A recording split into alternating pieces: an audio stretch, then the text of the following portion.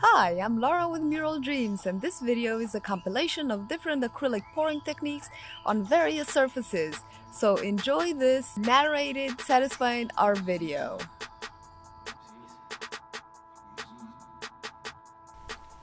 Hi guys, Laura with Mural Dreams here, and I thought I'd share with you a compilation of some art videos that I did during the quarantine when I started doing these live Facebook demos. Before that, I used to have in-person classes at Amanda Layer's Fine Art Studio, where a lot of people would come and we would just have a grand time with pouring paints. But since the quarantine happened, we couldn't get out, so I decided to do them at home and share them for free on my Facebook page. And it was a once a week, every Friday Facebook Live demos. So these are just a few of those, and additionally some other techniques. This one is a pretzel pour with rainbow colors in dedication for Pride Month, and also because I love rainbows. Let me know in the comments down below how you guys spent your quarantine. Did you do a lot of art? Did you share it? Did you pour along with us? Did you even join us on the Facebook group? What did you know? And also, we moved our live demonstrations, and we might have them on YouTube weekly. So stay tuned for that.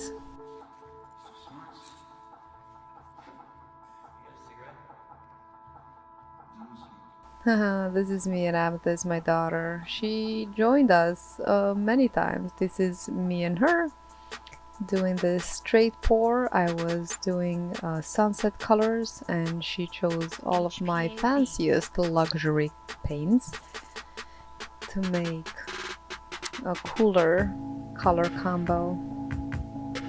And you can see how easy flow art is, even for a child to do it. It's not much to it. Even for a structured pour like this, they really get it, and you can too. And I always say flow art is a technique of art that anybody can do, really. If you can mix paints in a cup, you can do flow art. Just layer those paints in the cup and just pour them straight. And that's why this is called the straight pour. And the color possibilities are endless. And in the end, I wish that I had poured this on a white canvas myself, because some of those paints were transparent and they didn't dry as well as they look right now. But Amethyst pour looks absolutely stunning, even dry. And it just goes to show that you cannot know how your painting is gonna look. That's why I love flow art, for its spontaneous results and complete surprise.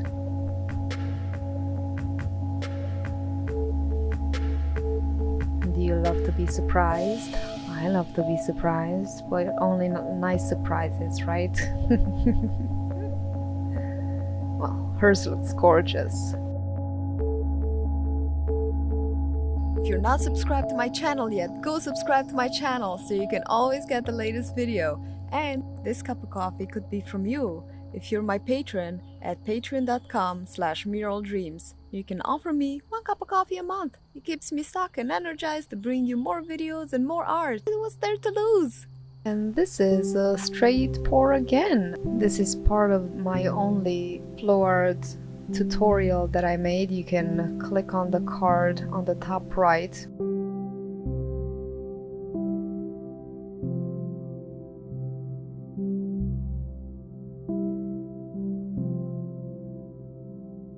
The swipe is also part of that, and it's quite a long video, so if you put that on, just make sure to put it at like 5 times or speed it up so you don't get bored. Unless you want to learn, which I go in depth in explaining the types of paint and all sorts of mental hygiene things to remember when you're making art.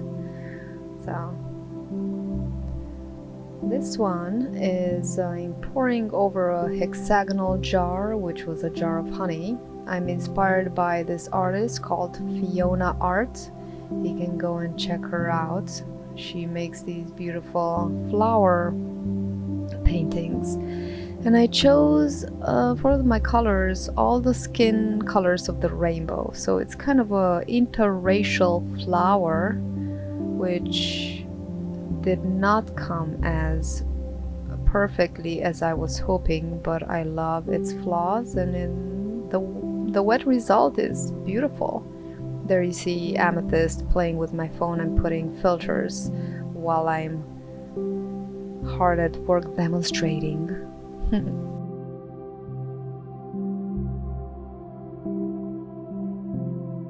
I should have used a larger paper towel too, but you know, it was the first time trying. I may try this again with a bigger paper towel. So I just pulled the corners off, and then I didn't really look as neat and perfect as hers looks, so I decided to make a swirl in the middle there.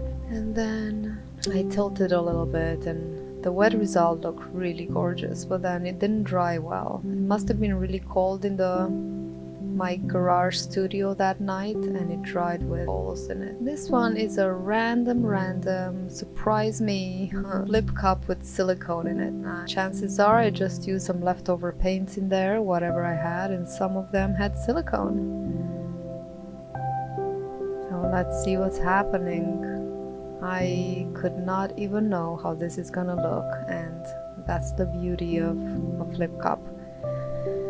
I got some of the paint that was the drippings, and I put it on the canvas just to help the paint slide, and I pricked it with a pin, and the paint is flowing through the bottom of the cup.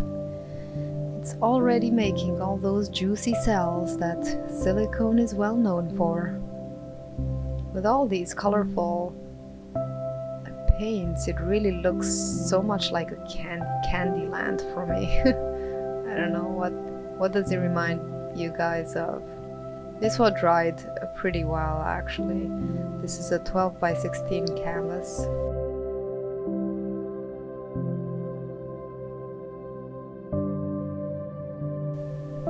Isn't that pretty?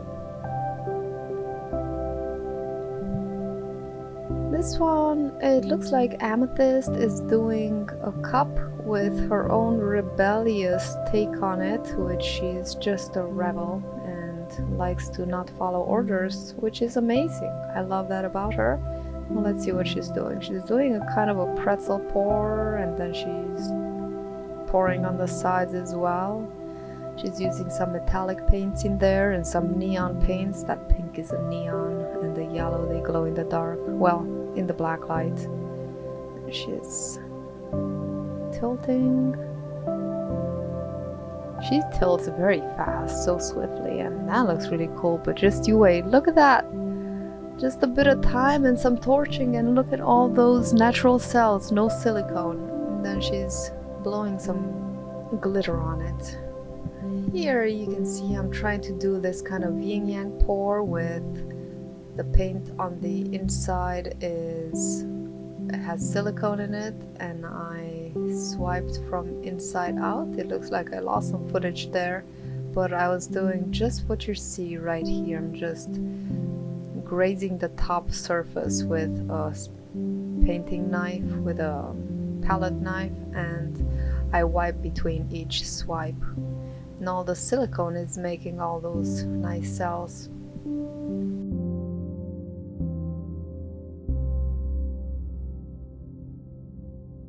Here I'm layering the cup. It looks like for another either straight pour or a spiral pour. Let's see. I'm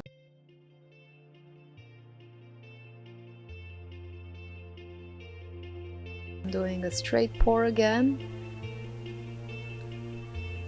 I think I was trying to recreate another painting that I did in the past that I really loved, and I wanted to do it again.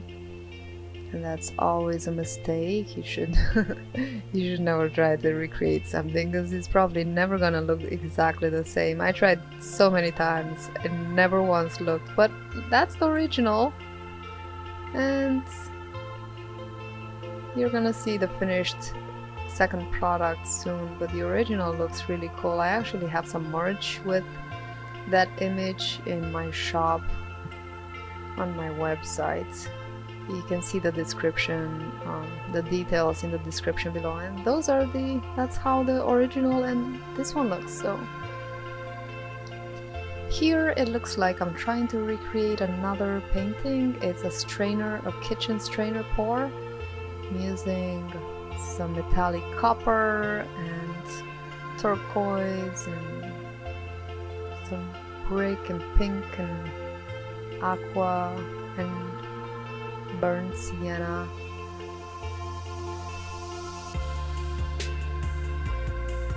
I love strainer pours. They always look great. There's no silicone in any of these paints. This is a slightly larger canvas. I think it's a 16 by 24. And the finished result looks like a heart to me. Do you see the heart in there? I always see hearts. And this is my husband. He also joined us for a lot of these demos, for a few at least. And he's pouring on a marble tabletop. He made this kind of steampunk telephone table, and he primed it first. He put some gesso on top of that, and now he's pouring some bronze gold with black. No silicone. He torched it, and he has this really cool texture on there. It's kind of like octopus skin to me. And you can see the finished result in just a second. There it is. Isn't it pretty? He's a great builder. Now we're getting to it. Now we're pouring on some boxes. This is Amethyst pouring on her first box. We buy these boxes from Michael's. They're quite lightweight, but they're just fun to pour on, and they're fun to give as gifts. I don't actually sell them, but I give them as giveaways and such, and they're fun to pour on. And yeah, no silicone in there. And now you see me pouring on some wine glasses,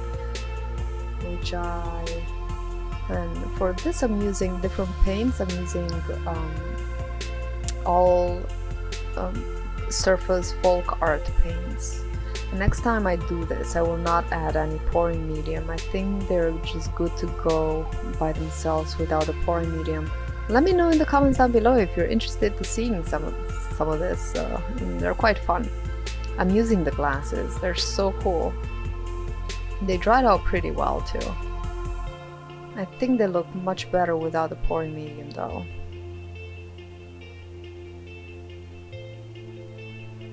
It's all metallic colors, so fancy.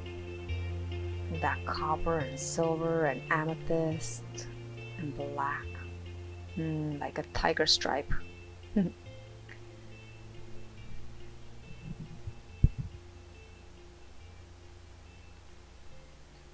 And there they are. Aren't they pretty? They dried out pretty well. And now I'm pouring on some more Michael's boxes.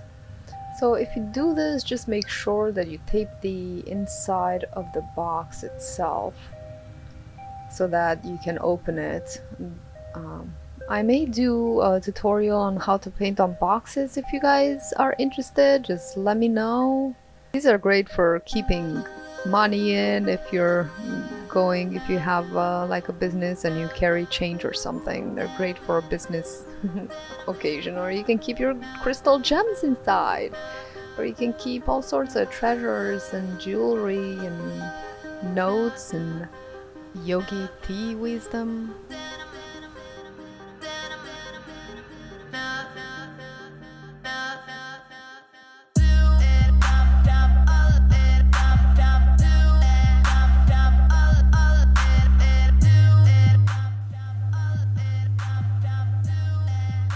Now this box did not dry very well, unfortunately. I'm not sure if it was the silicone that I put in the blue paint or something happened. I did a swipe and it came out really nicely as a wet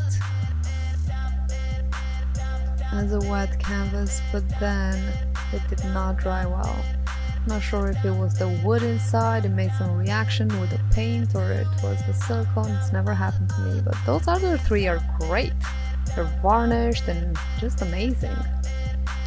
And here I'm finally pouring on some records. Record pouring is so freeing. These are honky-tonk piano records, they're quite fun. This is another cosmic flip cup, my favorite technique. It looks like I may have some silicone in one of those. Paints.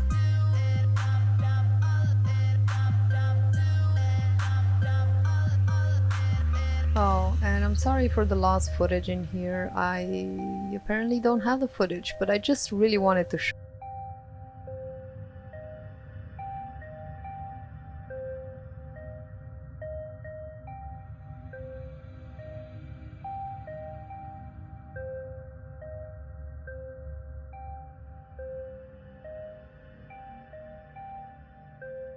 HPA Beats. You see that with the kind of eye, but the eye is not really three-dimensional, but it's kind of interesting. This is the pretty little nose, and then it could be like a, I don't know.